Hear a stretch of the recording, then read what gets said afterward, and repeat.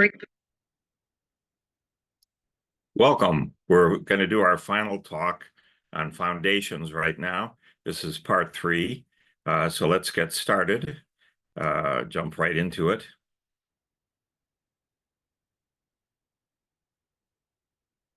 Here we go.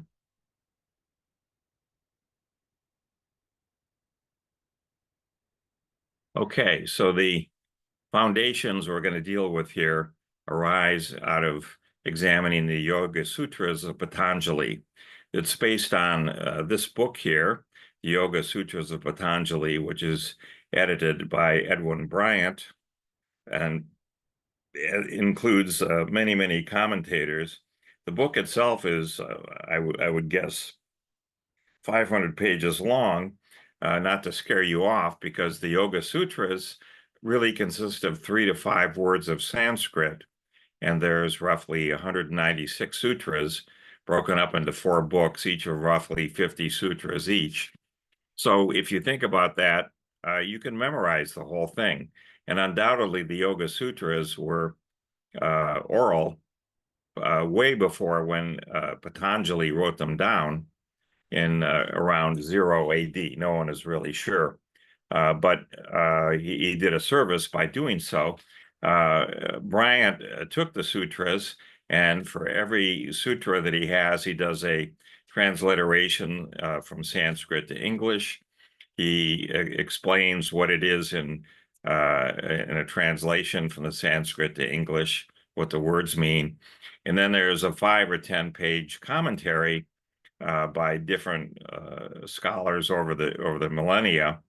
Remember, this is written down as 2,000 years old. So many people have looked at this. And there's a great deal of commentary of the sort of in 300 AD, so-and-so said this, but in 750 AD, so-and-so said that was all wrong and we fixed it. But in 1125 AD, yet another scholar said, well, they're both wrong, and here's what's really going on. And so you can see how you can come up with a 500-page book out of something that involves so little text to it. So let's jump into it.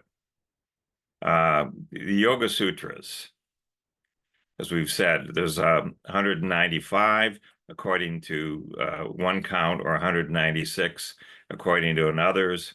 They were compiled in written form in the early century, roughly 0 AD, by Patanjali in India.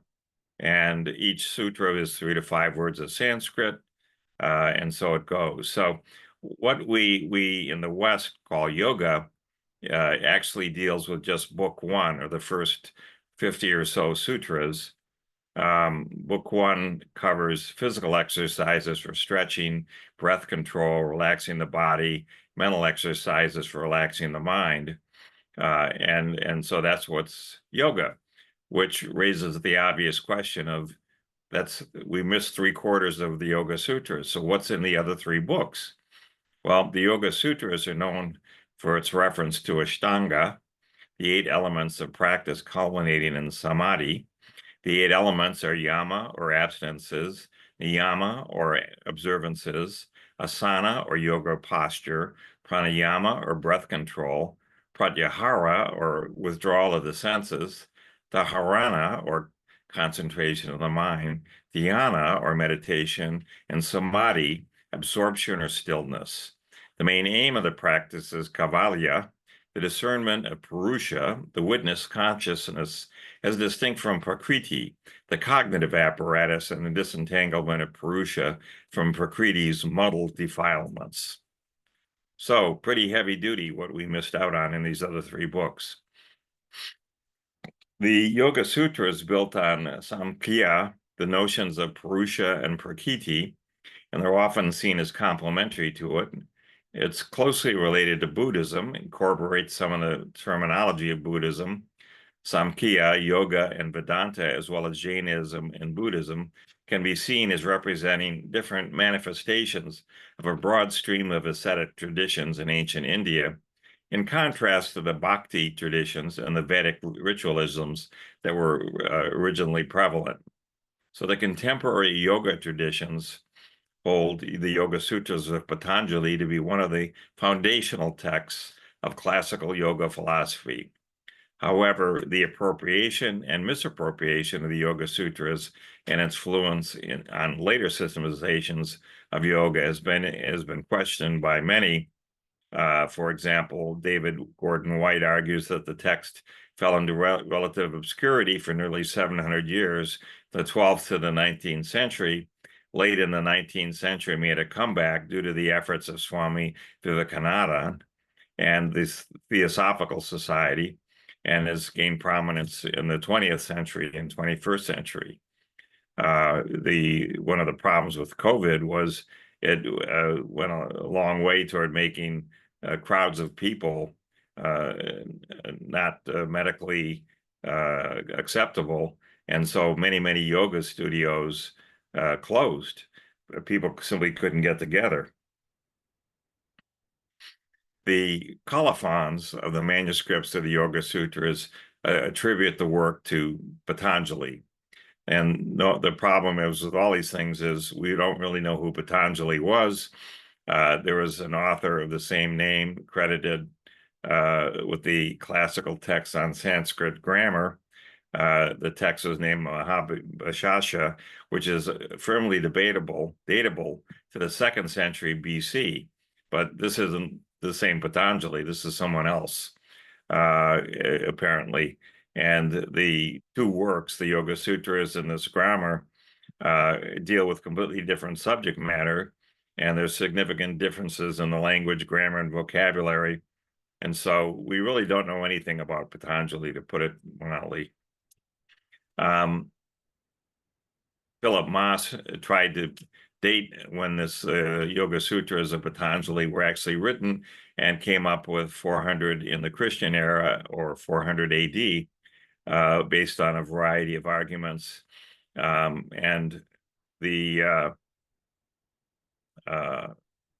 many others came up with times on the order of 0 AD, and so forth. Edwin Bryant, who was the person that put together the book that we're continually citing, surveyed all of these commentators and said that it probably was written down in the 1st to 2nd century AD, but several people have placed it several centuries earlier than that, and some have placed it as late as the 4th or the 5th century AD, and all these arguments are for later dates are problematic.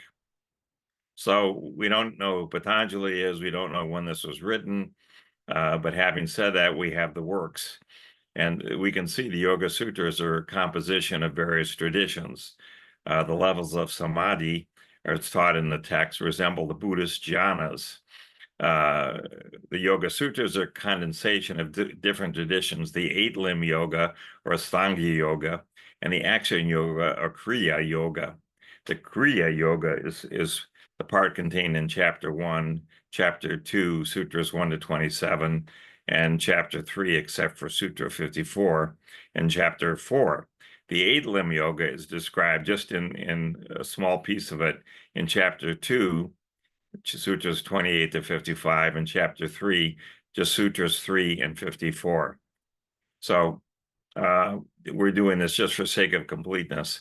The numerous parallels that are given here lead us to come up with a synthesis of 3 traditions.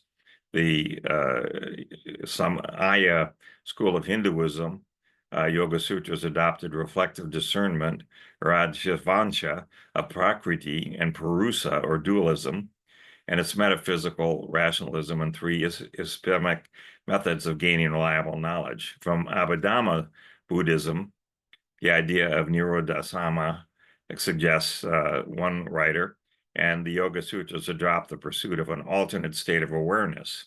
However, unlike Buddhism, which avoids stating whether the self and soul exist, yoga is physicalist and realist, like Samkhya, and believes that each individual has a self and a soul.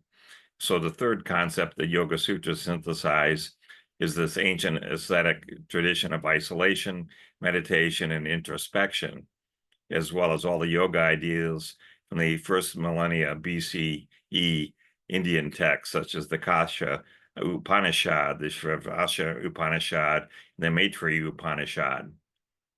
So Patanjali integrated yoga from older traditions into the Yoga Sutras of Patanjali, added his own explanatory passages to create this unified work.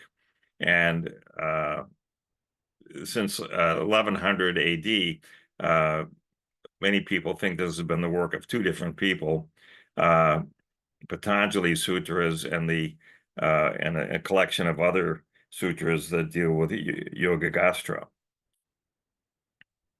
The yoga commentary of the Yoga Sutras of Patanjali is traditionally attributed to Vyasa, who's said to have composed the Mahabharata, one of the greatest epics in all of literature. This commentary was indispensable for understanding the very terse and aphoristic Yoga Sutras, and the studies of the sutras always referred to this. However, Vyasa is not the only commentator. There's other commentators, such as Mishra, and on and on. And so scholars hold that both the text, the sutras, and the commentary, while written by one person, while the Vyasa was in fact probably Patanjali's own work.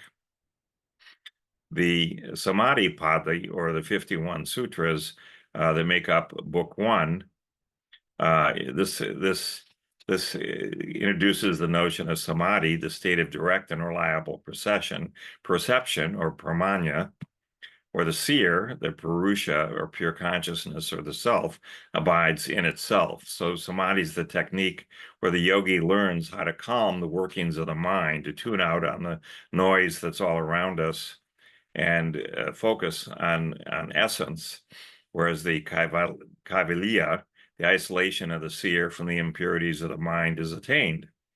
And the author describes yoga and then the nature of the means of attaining samadhi. So there's these various famous definitional verses here. Yoga is the restriction of the fluctuations of mind stuff. When the mind is stilled, the seer of real self is revealed. Then the seer is established in its own essential and fundamental nature, and is assimilated, and so it goes. When we got into Book 2, Samadhi, Sadhana Padi, 55 sutras, this is the sadhana is the Sanskrit for practice or discipline, aiming at discriminative discernment to discern the seer, or the consciousness, from its objects and hindrances. So here the author outlines two systems of yoga, Kriya Yoga and Astanga Yoga, the eight-limbed yoga. So Kriya Yoga is really a preparation for Astanga Yoga, with austerity, the self-study of the scriptures, and the devotion to God or pure consciousness. The Astanga Yoga is the yoga of the eight limbs, and we have 5 indirect aids for purifying and aiding insight: yama, or the restraints or ethics of behavior, which consists of ahimsa, or nonviolence, truthfulness, non-stealing, chastity, and non-possession. When we get into Nimyama, the observances of Ashtanga Yoga, we see cleanliness, contentment, austerity, self-study, and devotion to the Lord. So we have asana, the physical posture, which should be steady and comfortable, the control of prana, the withdrawal of the senses, concentration, meditation, and absorption. All of those things prepare us to get into Book 3, Vibhuti Pada, the 56 sutras. These are Vibhuti is the Sanskrit word for power or manifestation. So the last 3 limbs of Ashtanga Yoga, known as samyama, are outlined: concentration, meditation, and absorption. And besides insight into pure awareness, or purusha, samyama gives supernormal powers, or siddhi. And as the yogi gains access to and unites with the tattvas, the constituents of prakriti, the text warns in Book 3, Sutra 38, that these powers can become an obstacle to the yogi who seeks deliberation. In other words, we're going to see here in a second there's certain things that you achieve what is called enlightenment or incredible focus. You gain special abilities. Let's go first to the fourth book, 34 Sutras of the Pada. This is the isolation of the seer from the contents of the mind. So the mind is no longer disturbed by the movements of the mind. You enjoy emancipation or liberation, and the texts also employ the word moksha or liberation here. So this is the whole focus here is the process of liberation and the reality of the seer. You effectively realize that what you think of as reality all around you just drops away, and there's this true underlying reality all around you, which is there all the time, that you didn't realize. Let's go back now to just touch on some of these CDs. So if we go to, again, book 3, number 22, the sutra is karma is either quick to fructify or slow. By samyama or karma or on portents, knowledge of one's death arises. So when you focus, when you achieve this enlightenment, you can in fact see when you're going to die. That might be something you're interested in or not. When we go to Sutra 25, by directing the light of cognition, one obtains the knowledge of subtle, concealed, and remote things. This is what Ron Cowan did in intense, deep meditation. He was able to focus down into the microcosm and look at the nuclei of atoms and electrons that were there, and look at quarks and subquarks, and go all the way down to the quantization of space as compartments that would contain subquarks or photons. When we go to Sutra 26, by performing samyama on the sun, arises knowledge of different realms in the universe. So not only in the microcosm in 25, but in 26, you can go out into the far reaches of the universe and see what is happening there. Ron Cowan, again, did this and saw many, many different things that modern telescopes simply couldn't possibly observe. In Sutra 27, we gain knowledge of the moon and the solar system. In Sutra 28, the pole star, we gain knowledge of the movement of the stars, how these stars and galaxies and in our universe evolve. And in fact, you can sense the other universes that are out there. There are multiple universes. In Sutra 29, there's the navel plexus of the body, which gives you the arrangement of the body. And this allows you to actually cure yourself. You can drive away, basically, I believe, through a resonance approach. You can resonate so that your body goes into its right state, and the bad state, whatever it is that is resulting in disease, cancer, fill in the blank, simply falls away. It can't stand the vibrations, and so it goes. You can end up having in Sutra 30 the cessation of hunger or thirst. There are examples of yogis, gurus that, for example, live in caves and have been known to not eat or drink anything for literally years, and yet they're still alive. So they're somehow you're gaining energy from someplace else. And these are all examples of what you'd find in the Yoga Sutras. Of course, you have to be able to deeply meditate to go achieve any of these things, and many people can't do that. But there are, again, example upon example of so-called gurus that did this, or saints, or enlightened people in all kinds of different parts of the world that have done these things. So the metaphysics of Patanjali is built on the dual foundations of Samkhya school. The universe has two realities: consciousness, or Purusha, and Prakriti, or mind, cognition, emotions, and matter. So consciousness is separate from mind and cognition and emotions. Interesting. And matter is matter. So there's at least two different realities, In fact, I believe there's more than just two. But a living being is considered as a state in which Purusha is bonded to Prakriti in some form, and you end up with different combinations and permutations of various elements, senses, feelings, activities, and so forth. It's a different set of energies that is probably unique to each living being. The state of imbalance or ignorance can overwhelm the others, and this bondage, the end of this bondage is called kaivalya, or liberation, or moksha, by both the yoga and the Samkhya school. And the ethical theory of yoga is based on the yamas and the niyamas, as well as the guna theory of Samkhya. Patanjali adopts the theory of guna from Samkhya. The gunas theory says that there's three gunas, or innate tendencies or attributes that are present in different proportions in all beings. There's the goodness, constructive, harmonious piece, the passion, active, confused piece, and the dark, destructive, chaotic piece. So that you could think of these as different types of energies, to have a metaphor, and they mix with one another in different ways. I would say that the thing that's called darkness or destructive or chaotic is simply a misdirection of energies. The first two, the goodness and the passion side of things, those energies can be also misdirected to lead us into what we would call evil.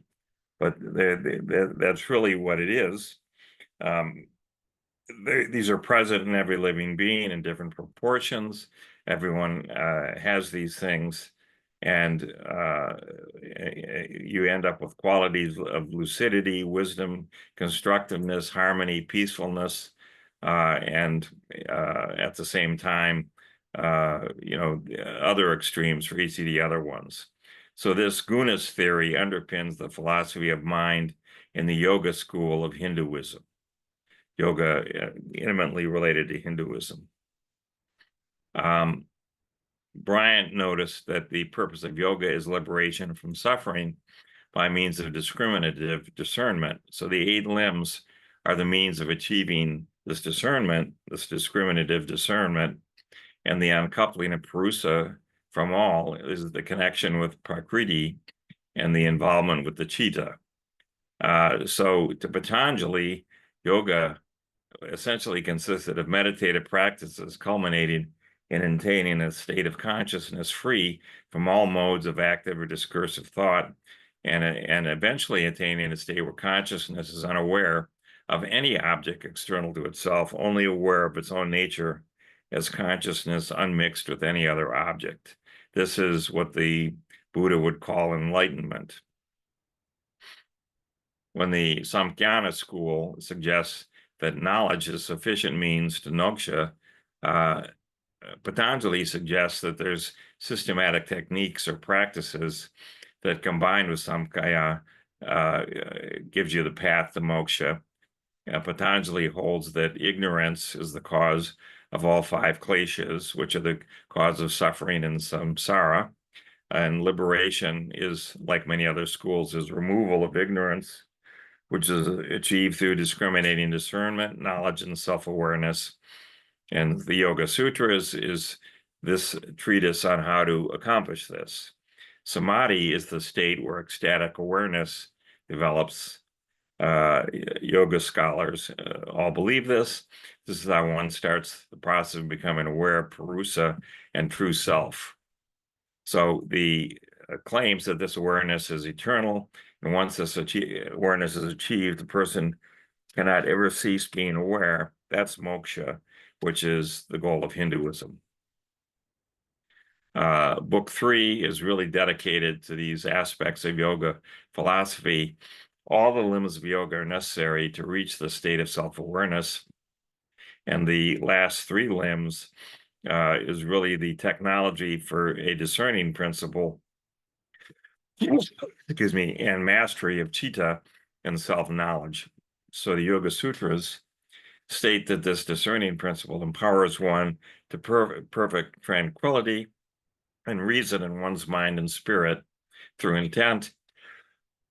Excuse me. This leads to one's ability to discern difference between the word, the meaning, and the understanding, and then one can understand the speech of all living beings. I would view this to really be telepathy. Once a yogi reaches the state of samyama, it leads to these unusual powers, intuition, self-knowledge, freedoms, and so forth.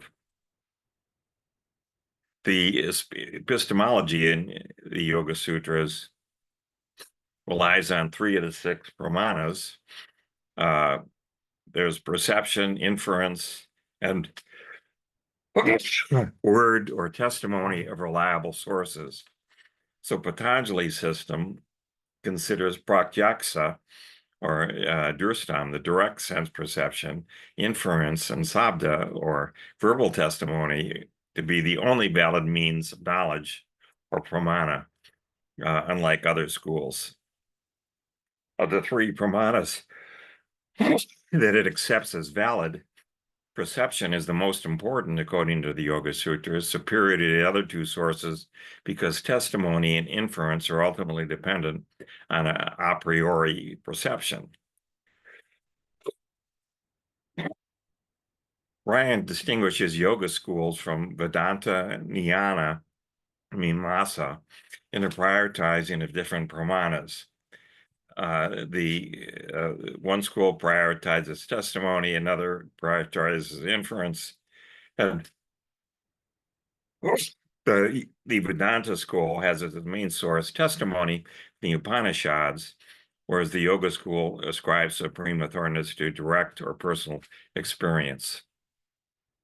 And so the Yoga Sutras are really poised to remain a perennial source of interest to the empirical dispositions of the modern world.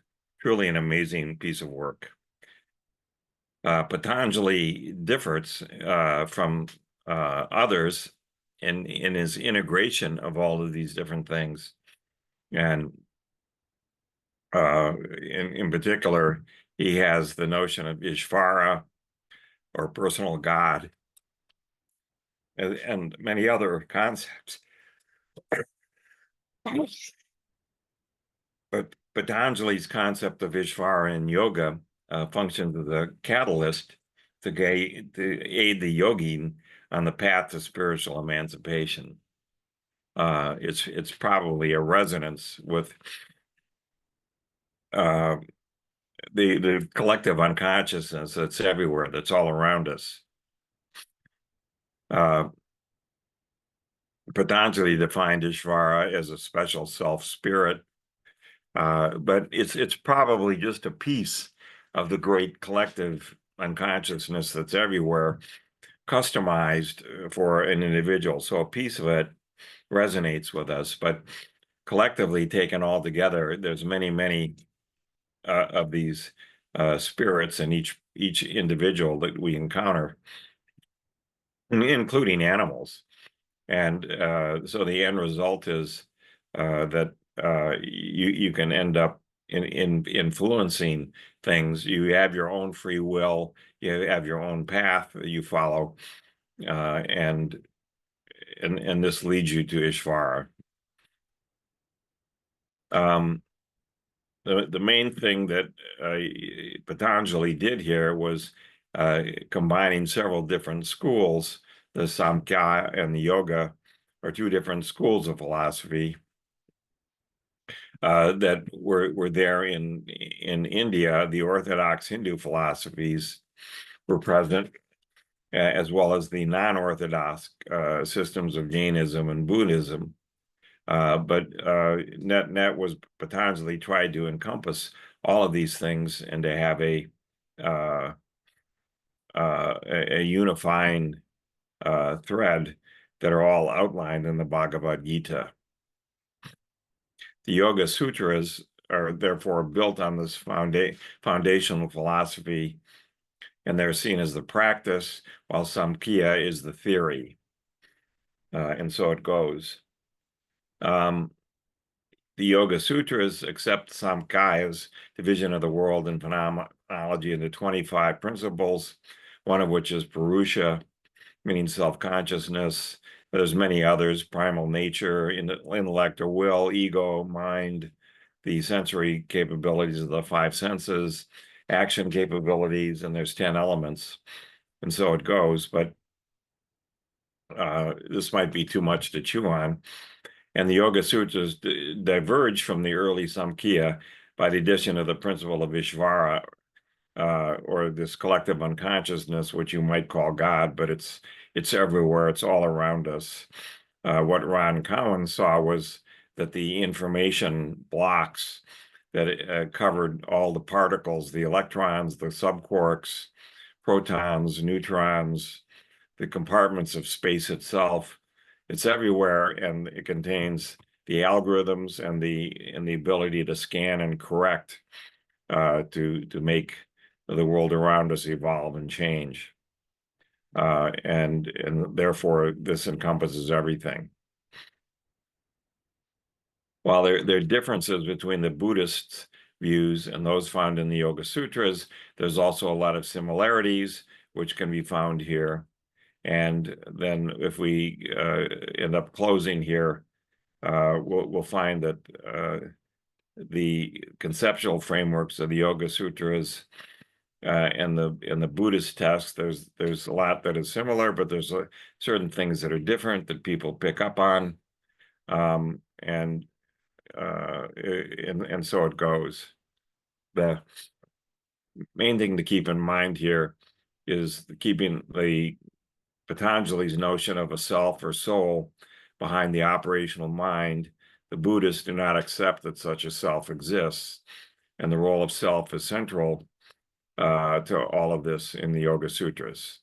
Thank you very much. Have a wonderful time, and we will see you soon.